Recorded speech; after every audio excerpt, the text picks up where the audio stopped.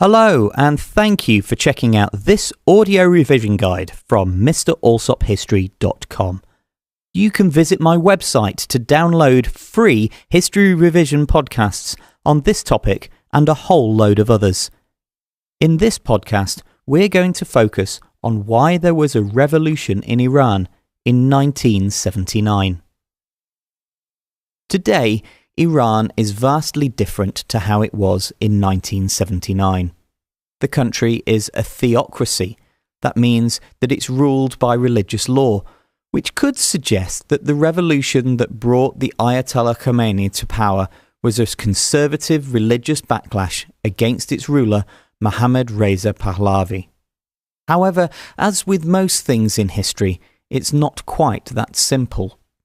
Whether you are explaining why the revolution occurred, or judging how far a particular reason was responsible for the revolution, you need to be able to give examples of a range of different factors. This podcast aims to give those examples to help you with your revision on what caused the Iranian Revolution of 1979, including the effect of anti-Western feeling, widespread social and economic inequality, and the impact of Ayatollah Khomeini. By the middle of the 20th century, Iran was a country that enjoyed immense wealth built on an abundant supply of oil, even though the vast majority of the population continued to live in poverty. Iran's ruler, Mohammad Reza Pahlavi, had come to power in 1941 after his father was removed from power by a combined force of British and Russian troops, and he maintained a close relationship with Western powers, including Britain and the USA. This relationship was severely tested when, in 1951, his Prime Minister Mohammad Mossadegh nationalised the British-owned Anglo-Iranian oil company that had controlled the oil fields. The move proved enormously popular with ordinary Iranians, but caused huge problems with the Western powers, who now refused to buy Iran's oil, since they were no longer in control of it. This response led the Shah to plot to remove Mossadegh, using the expertise of the American CIA and the British MI6. Although the coup restored relations with the West, and led to Iran growing very rich from the oil industry, many Iranians saw the move as a betrayal of Iranian sovereignty and as pandering to the Western powers. This feeling was reinforced when, in 1956, the Shah joined an anti-Soviet and therefore anti-communist alliance. The USA had signed a treaty with Iran the previous year, and it was now clear that Iran was taking sides in the Cold War. The Shah's close relationship with the West was therefore one of the long-term factors that caused the revolution of 1979, because many in the country felt that he was betraying Iran. To try to win back support, the Shah used the income from the new national Iranian oil company to modernize Iran. He began to introduce a series of reforms known as the White Revolution from 1962 onwards, in an attempt to improve the social and economic situation of most Iranians. For example, land reforms allowed peasants to purchase land, women were given the right to vote, and the literacy corps was introduced to teach people in the rural areas how to read and write. However, such policies were interpreted by some as the effect of the Shah's close relationship with the West. Iran was also becoming a huge market for American grain and meat, which often meant that local farmers were put out of business. Furthermore, industrial reforms meant that foreign investment was ploughed into creating modern factories that put smaller producers and local shops out of business. To many people in Iran, it now seemed as though the Shah was changing Iran for the worst by introducing ideas that went against Iranian tradition and that were not for the benefit of the people.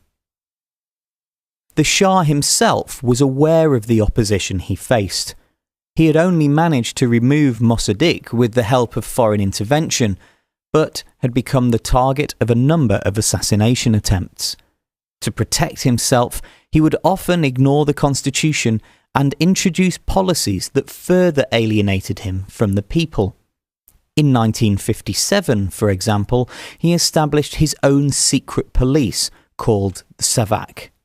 Their methods were brutal, using torture and execution to intimidate and silence political opponents that led to the people of Iran living in constant fear. Consequently, the opposition was silenced, but a growing number of Iranians were turning against the Shah. Despite the ban on political parties in Iran, the opposition was able to find a leader in the Muslim scholar Ayatollah Khomeini. Muslim religious leaders, known as mullahs, used the mosques and weekly Friday prayers to speak out against the Shah's regime. They criticised his support of the State of Israel and encouraged attacks on cinemas that showed foreign, often sexualised films that were felt to be un-Islamic. In particular, they criticised the wealth and luxury of his lifestyle in a country where many people struggled to afford to eat. The enormous gap between the rich and the poor was best demonstrated when the Shah held a huge 3-day party to celebrate the 2,500th anniversary of the founding of the Persian Empire in October 1971. Officially, the Shah claimed that the event cost $40 million, but it's likely that the real cost was well over $100 million. As American journalist Robin B. Wright said in the year 2000, as the foreigners revelled on drink forbidden by Islam, Iranians were not only excluded from the festivities, but some were starving. By this point, Ayatollah Khomeini had already been criticising the Shah's Western decadence at the cost of Iran's Islamic heritage for a decade. In 1964, this had led to him being forced into exile in France, from where he continued to speak out against the Shah's government. His speeches were recorded onto cassette tapes and then smuggled into Iran, where they were copied and distributed. Just like Twitter or Facebook, these cassettes helped Khomeini to broadcast his message to people even though he wasn't with them in person. As a religious cleric, he automatically received a lot of respect from religious Iranians, and his simple language appealed to the people who were poor or unemployed. Due to his sizable following, many members of the opposition recognised that Khomeini was well positioned to lead the movement against the Shah. He played down his desire to establish an Islamic government in Iran and so concentrated instead on working with the different opposition groups to overthrow the Shah. By 1978, the Shah's various opponents had begun to publicly demonstrate against him, and the situation in the capital of Tehran was becoming increasingly volatile. When, on September the 8th, 1978, the Shah imposed martial law, that's military rule, the opposition responded with a huge protest in the city's Jaleh Square. More than 500 people were killed by the soldiers in what became known as Black Friday. The Shah himself condemned the killings, but Black Friday led to even more demonstrations, with people calling for the death of the Shah. He attempted to calm the people by giving more political freedoms and releasing political prisoners. But this had no effect on the people, who continued to call for his removal, along with an increasing number of soldiers who began sympathising with the protesters. On December the 11th, 1978, another huge demonstration called for Ayatollah Khomeini to return to Iran and to lead the revolution. Recognising that his overthrow was becoming inevitable, the Shah and his wife left Iran on January the 16th, 1979, to receive treatment for cancer. They never returned.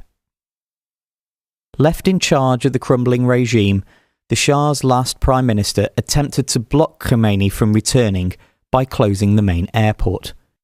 Despite this, Khomeini left France on a specially chartered flight and landed in Iran on February the 1st, 1979, with a coalition of Khomeini and other opposition leaders taking power 10 days later on February the 11th. Khomeini's supporters went on to dominate the new government.